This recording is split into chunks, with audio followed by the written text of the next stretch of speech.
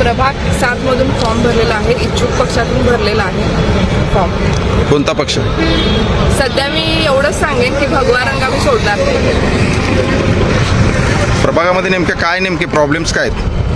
सगळ्यात आता आम्ही प्रभाग बऱ्यापैकी होम टू होम प्रचार करण्यात केला, तर त्यावेळेस आम्ही प्रत्येक घरापर्यंत जाऊन जेवढा भाग गेलो प्रत्येक घरापर्यंत गेलो आहे. त्यामध्ये सगळ्यात मोठी समस्या जी नाल्यामुळं जे ड्रेनेज तुंबलेले आणि रस्ते आणि स्वच्छता, या 3 समस्या प्रामुख्याने आम्हाला दिसलेल्या आहेत, ज्याच्यावर प्रायोरिटीने काम करण्याची गरज आहे. आणि लोकांचाही आक्रोश तोच आहे की या समस्या पहिल्यांदा सॉल्व्ह व्हायला पाहिजे. नाही, मग अनेकांचे आव्हान राहतील आपल्याला या निवडणुकीमध्ये.